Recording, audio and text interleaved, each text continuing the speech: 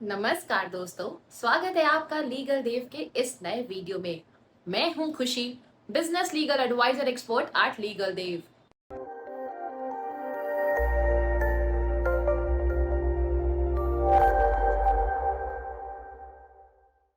आज हम बात करेंगे एक बहुत ही इम्पोर्टेंट टॉपिक के बारे में। प्राइवेट लिमिटेड कंपनी का डायरेक्टर कैसे चेंज कर सकते हैं। जैसा कि हमने पहले एक वीडियो में डिस्कस किया था, प्राइवेट लिमिटेड कंपनी क्या है और उसे कैसे रजिस्टर करें। अगर आपने वो वीडियो नहीं देखी तो उस वीडियो का लिंक आपको डिस्क्रिप्शन में मिल जाएगा, आप उसको जाकर देख सकते हैं। तो चलिए शुरू करते हैं। एक प्राइवेट लिमिटेड कंपनी में डायरेक्टर का चेंज करना एक कॉमन प्रोसेस है, लेकिन इसके लिए कुछ लीगल फॉर्मेलिटीज और स्टेप्स फॉलो करनी पड़ती है। सबसे पहले हम ये समझेंगे कि डायरेक्टर का चेंज किन सिचुएशंस में जरूरी होता है। डायरेक्टर चेंज करने के लिए कई सारे रीजंस हो सकते हैं, जैसे कि नंबर 1 रेजिग्नेशन, जब कोई डायरेक्टर अपनी मर्जी से रिजाइन करना चाहता है। नंबर 2 डिस्क्वालिफिकेशन, जब डायरेक्टर डिस्क्वालीफाई हो जाता है किसी स्पेसिफिक रीजन की वजह से। नंबर 3 डेथ, जब डायरेक्टर का निधन हो जाता है। नंबर 4 रिमूवल, जब कंपनी के मेंबर्स किसी डायरेक्टर को रिमूव करना चाहते हैं।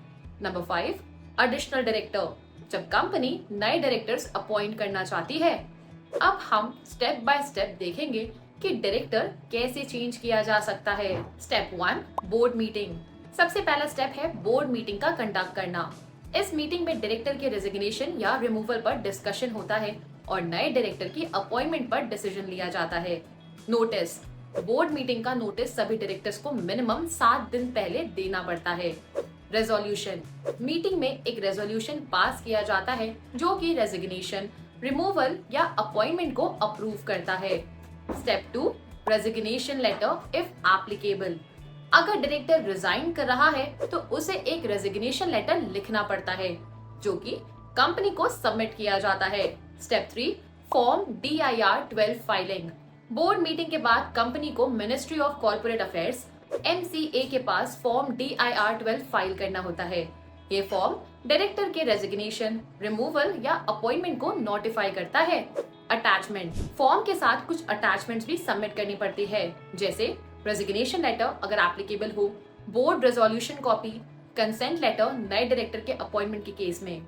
Step 4 update registers and records, form DIR 12 file करने के बाद कंपनी को अपने इंटरनल रिकॉर्ड्स और रजिस्टर्स अपडेट करने पड़ते हैं, जैसे रजिस्टर ऑफ डायरेक्टर्स और मिनट्स बुक।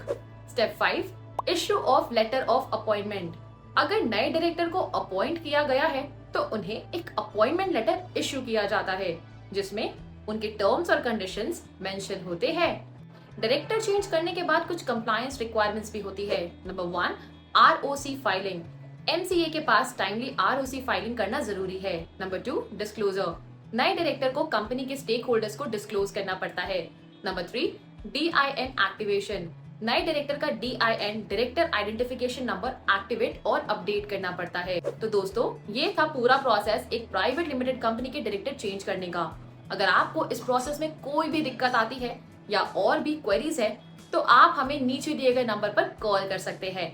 हमारे एक्सपर्ट्स आपकी हेल्प करने के लिए हमेशा रेडी है।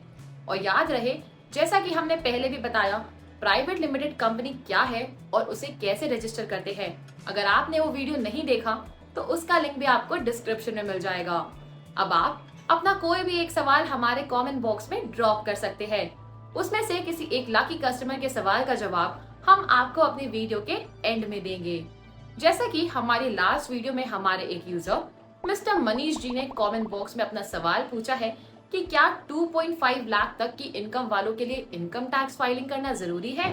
तो इसका जवाब है नहीं, लेकिन फ्यूचर बेनिफिट्स के लिए ये आपको बहुत जरूरी है।